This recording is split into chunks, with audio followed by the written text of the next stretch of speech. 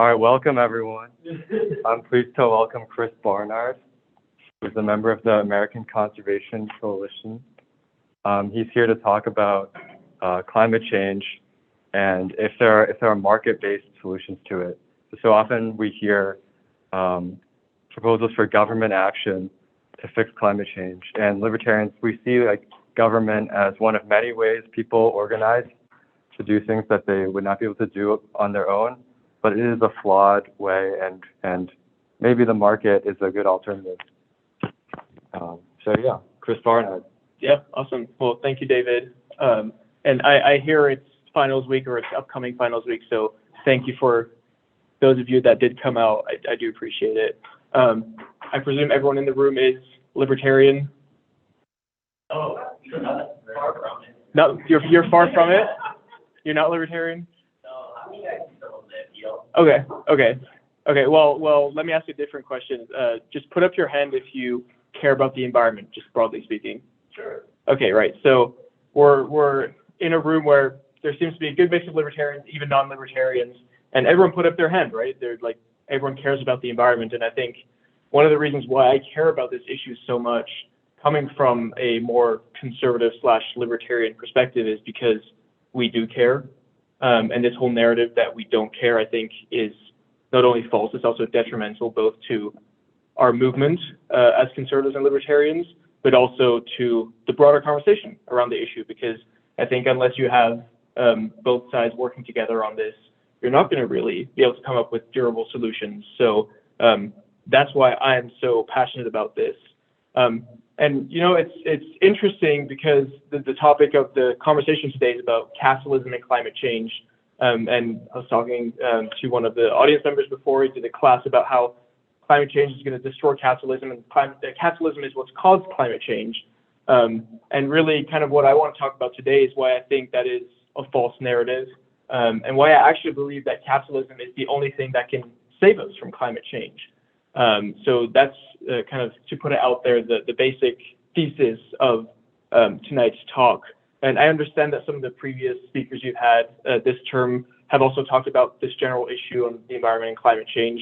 I probably come at it from a slightly different perspective, a less skeptical perspective, more accepting of what I believe to be the basic science behind climate change, and also a more optimistic worldview, I think, because I think that we really have good solutions to offer, and a lot of the anti-Green New Deal, anti-climate science rhetoric from the libertarian and the conservative side of the aisle, I think is very unhelpful and also alienates a lot of young people. And so that's really kind of the basis of why I believe that capitalism is not the problem, but actually the solution.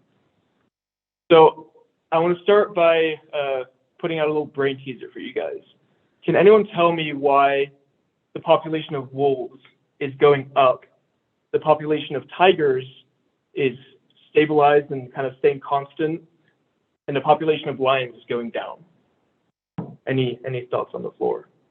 Okay, so the fundamental difference between each of these animals and their population status is wolves live in richer countries, tigers live in medium income countries, and lions live in poorer countries. And I think that's just like a visualization I want to put out there, broadly speaking, of why I believe economic prosperity is actually the answer to environmental problems, from conservation of wildlife to clean energy and climate issues. So I think that's a good brain teaser to start this off with. Now, when we talk about climate change, obviously, what are we even talking about when we say climate change? And it can mean different things to a lot of different people. And none of us in this room are scientists. I'm especially no scientist. But I do, you are a climate scientist? No. Okay, well, you put me on the spot then. But I am no climate scientist.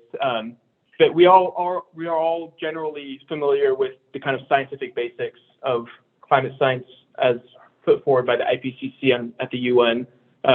Fossil fuels, and when we burn them, they release greenhouse gases, which creates a warming layer around the Earth, and the kind of higher level of greenhouse gases and carbon dioxide, especially in parts per million in the atmosphere, helps to contribute to the warming of the Earth. That's kind of the scientific basis of this. We're also relatively familiar with the impacts that we are told about, kind of sea level rise, drought, intense weather events, and all the kinds of things that we hear when we talk about climate change. The majority of peer-reviewed scientists agree on this, and again, I'm not a scientist, so I feel I'm in no position to disagree with them. But the interesting thing kind of in the public discussion around climate change is that the very climate reports that talk about the scientific basics, and they also talk about those impacts, they also agree that the most extreme scenarios of climate change are the least likely. And a lot of the time when activists or the media or politicians talk about climate change, they'll show the worst case scenario that climate scientists publish, and they'll portray that as truth, and this is what is going to happen, without understanding that it's one of a range of scenarios, and actually scientists say it is the least likely. And so I think that's something to put out there, that it is serious, it is problematic, but it's not the end of the world. I think something else that kind of gets lost in the conversation, and that's really kind of one of my starting premises, is a fresh perspective that fundamentally climate change is a technological problem. And I'll explain what I mean by that in this slide. Obviously, we talked about greenhouse gas emissions, and to stop climate change, you need to reduce greenhouse gas emissions. And I really see only two main ways of doing this. The first one is limiting and reversing economic growth so that we pollute less. That's one way of doing it. The second one is using technological innovation and clean energy to continue growing our economies and meeting energy demand, but doing so while not polluting greenhouse gases. Now, I think in 2020, during the COVID pandemic, we kind of tried the first approach, right? We locked down entire economies, GDP fell, economic activity was halted in many parts of the economy, and yet we saw that CO2 emissions only fell 6.4% during the lockdowns. That's nowhere near enough to stop climate change. And I think we also can't really force people to choose between their economic livelihood and their standard of living and tackling climate change. And you kind of saw a lot of the things that came out of the lockdowns, the economic turmoil, the mental health impacts. And I don't think any of us really think that is a desirable way to tackle an issue like this. And so, again, one of my other premises is that the only way we can really tackle climate change is to find technological solutions that can meet the energy demand, continue growing the economy, continue giving people a standard of living that they've come to expect, but also reduce emissions at the same time. Okay, so how do we actually do that? If we can agree on the premise that technology is the primary answer to climate change, I think there are two general perspectives on how to do that. One is kind of the mainstream one, that we need massive government intervention to do this. And the other one is that market-based solutions can be the answer. And you know, many climate activists say that unless the government gets involved at a very profound level, we can't tackle this problem. But I don't think the government approach has much to show for itself. We're seeing right now high energy prices, rising inflation, huge reliance on countries like Russia and China for our basic energy and resource needs. And also many of these countries that are having a big government approach are failing their climate targets. You look at California, look at New York, you look at Germany. They've set ambitious climate targets, they've gotten the government involved, and they're not meeting those targets they've set themselves. Now, mainstream environmentalists will say that the market approach or the capitalist approach has been tried for the last 40 years.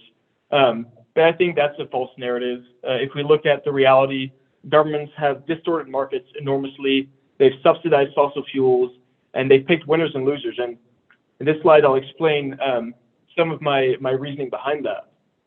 For example, the top point here, governments around the world to this day continue to subsidize fossil fuels at a rate of $10 million every single minute. So when environmentalists look at governments to solve this problem for them, you see that they're funding the very problem that they want to solve. The National Environmental Policy Acts, NEPA for short, in the US, that's our licensing process for infrastructure projects, for energy projects. And you can see how this is actually very detrimental to a clean energy build-out. NEPA, on average, adds $4.2 million in capital costs for each project just to go through the licensing process. It also adds an average of 4.5 years to complete a review. That's not even building the project. That's just for them to apply and get approved to build a project.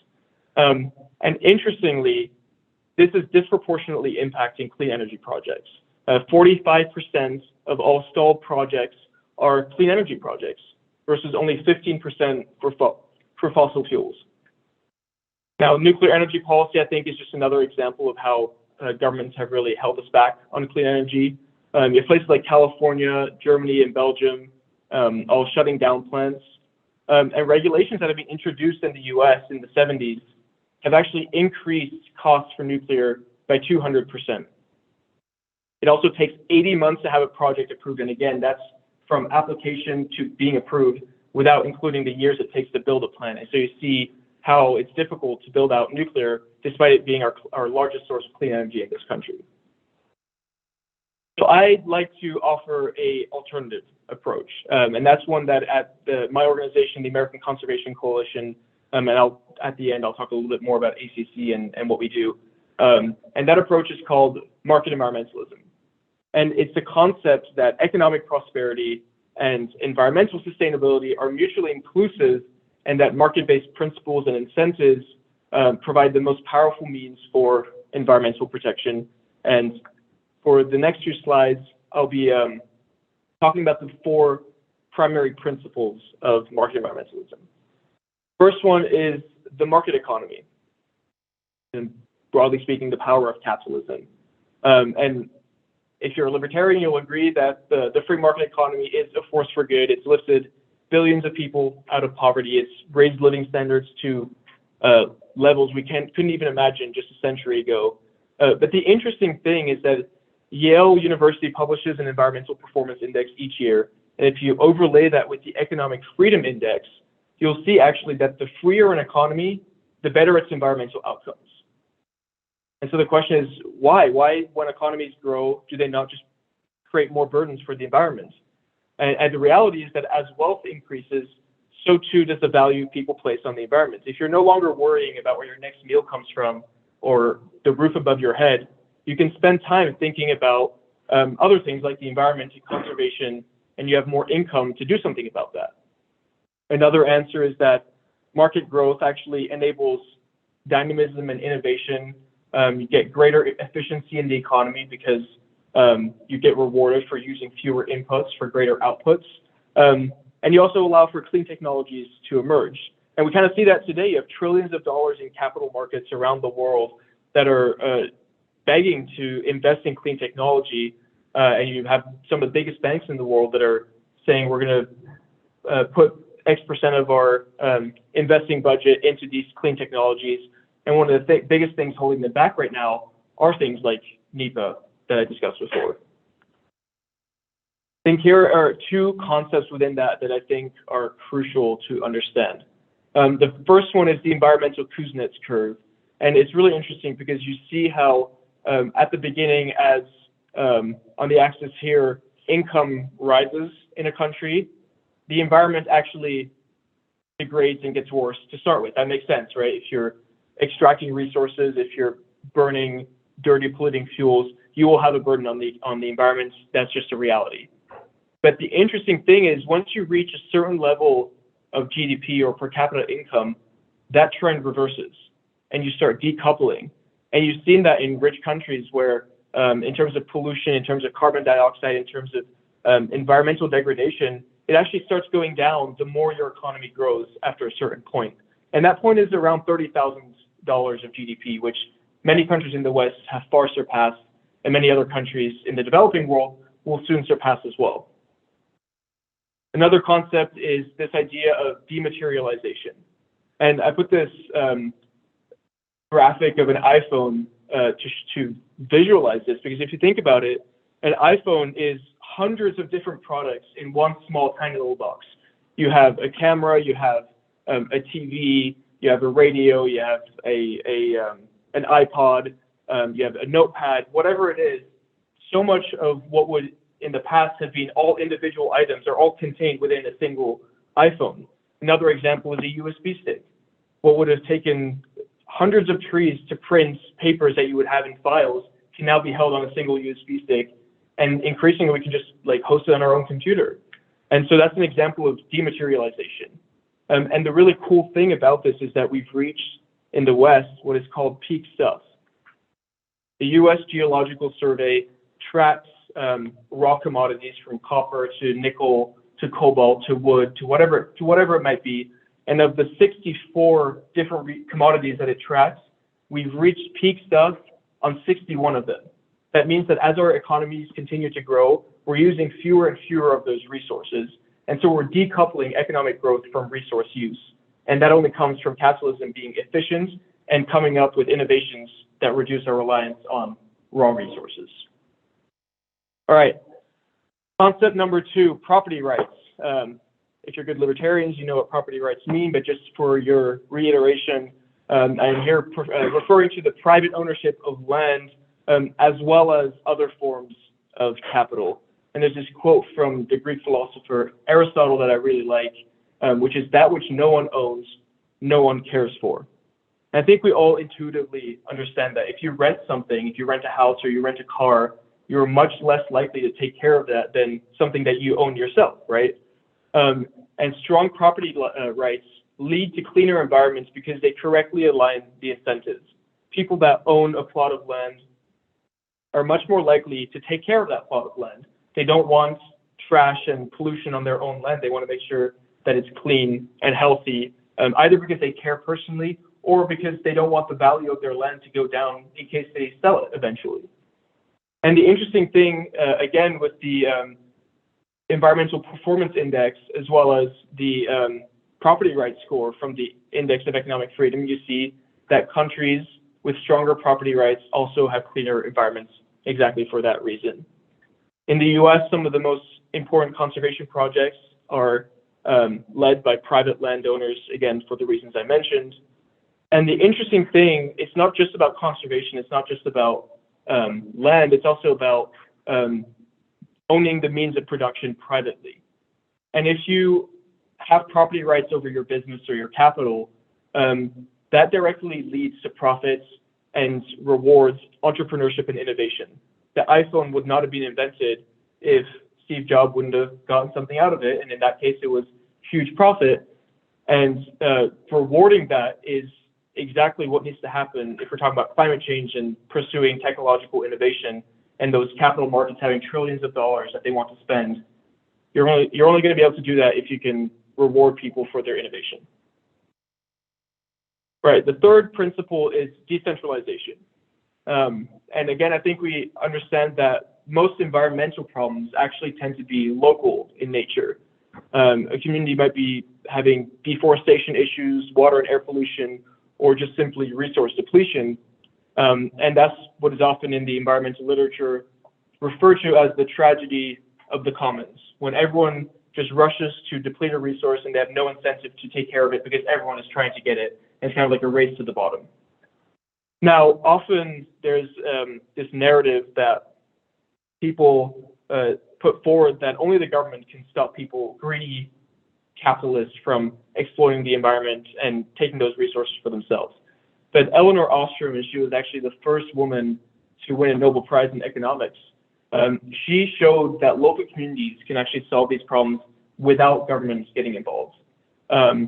Communities can create agreements amongst themselves, and they can solve these thorny problems without government intervention. And there's a really cool example of this in a small fishing town in Turkey called Alanya. And they realized that everyone was just overfishing the ocean where they were based, and soon within a few years they would run out of fish and their whole economy would collapse because that's what it relied on. So all the fishermen got together and they said, how are we going to solve this problem together?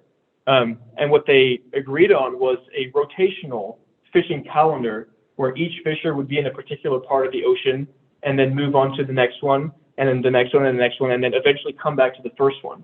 And what that did was it created an incentive for each fisher to be a good steward of the fish they were catching in that particular area, because they knew in 6 months from now, they were back there and they wanted to make sure there were still fish.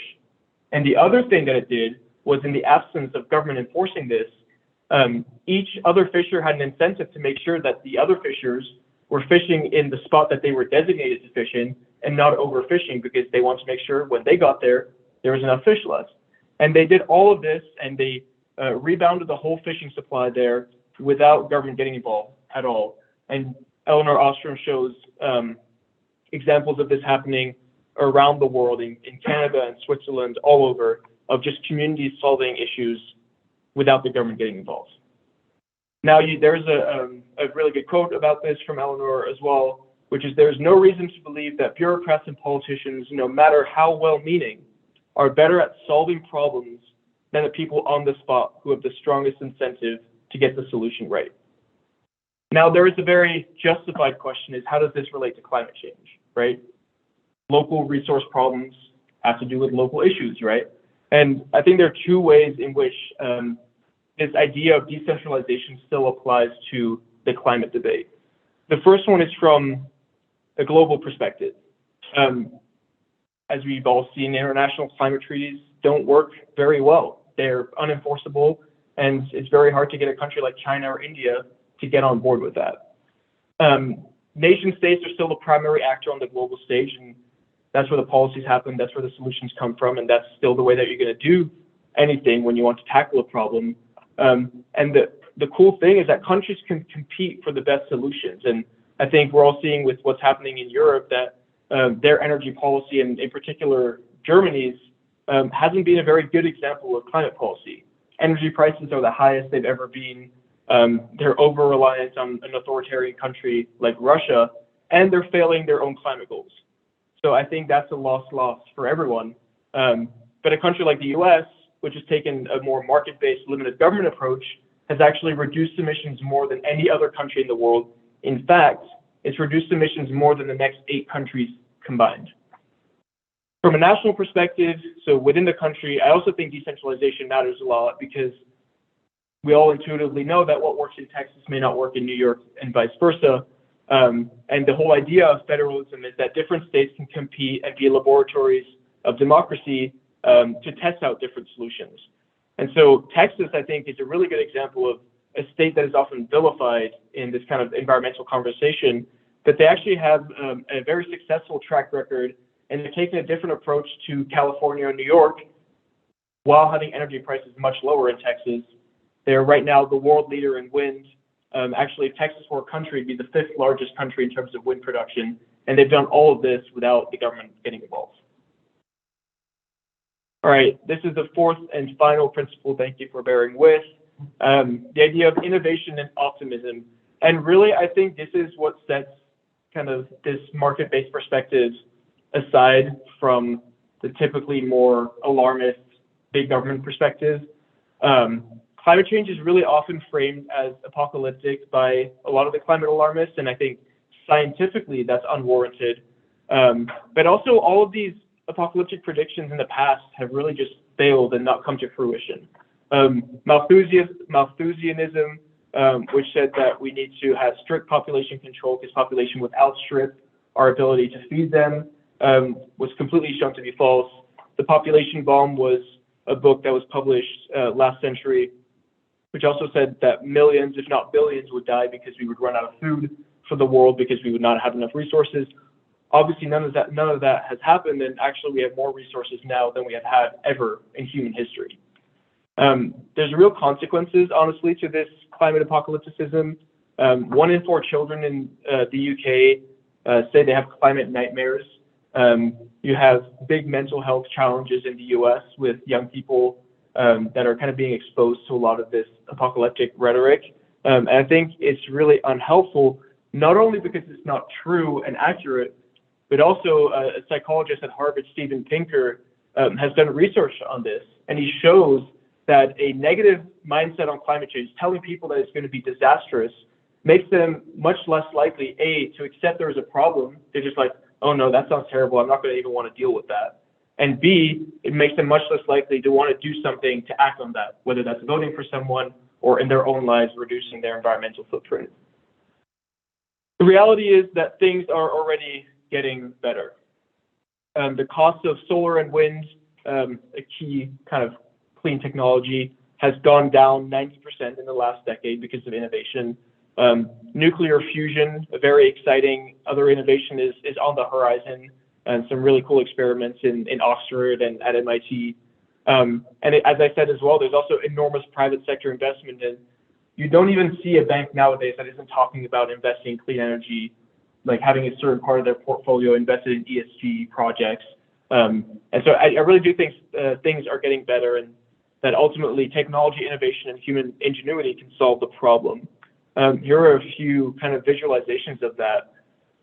Since 1948, U.S. agricultural productivity has gone up 270%. At the same time, our U.S. per capita emissions since 1990 have gone down 22%. Since 1990, in that same time period, our U.S. GDP has gone up 49%, and that's exactly what I was talking about: decoupling of environmental impact and economic growth. And then just kind of a general stat: since 1990, we've gone from 1.9 billion people living in extreme poverty to only 600 and, well, that's definitely not billion, 650 million, my bad. And that's just literally in 30 years. Over 1 billion people have gone out of poverty. Why? Capitalism, technology, innovation, human ingenuity. All right. When you think about environmentalism, what comes to mind? Angry protesters blocking traffic, young people yelling at human bloom proclamations. It often seems like environmental activists are more interested in angry activism than actually finding solutions. It's time for a better movement. That is why the Conservation Coalition is proud to launch our Market Environmentalism Academy. For the first time ever, you can learn about the environmental challenges we face and how to solve them through our online interactive platform. Each course will consist of a video, short readings, and a few quizzes. Don't worry, they're not that hard. With 2 new courses every month. And each course completed goes towards awesome rewards. At the end of the day, building a new environmental movement starts with you. If you want to learn more about market solutions to climate change, sportsmen and conservation, why nuclear energy is awesome, or so much more, then make sure to sign up for the Academy and join our movement.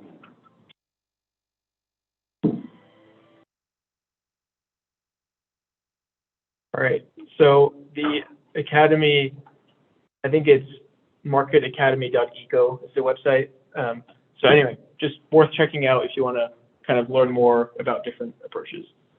And then also,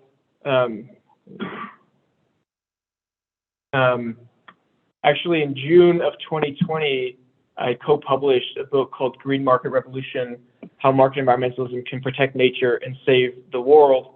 And we co-published it with 24 authors from 16 think tanks in 5 different countries. The foreword is from Lord Daniel Hannan in the UK. The book's been endorsed by Steve Forbes and Matt Ridley and all kinds of other people. And it really is kind of like the manifesto of market environmentalism.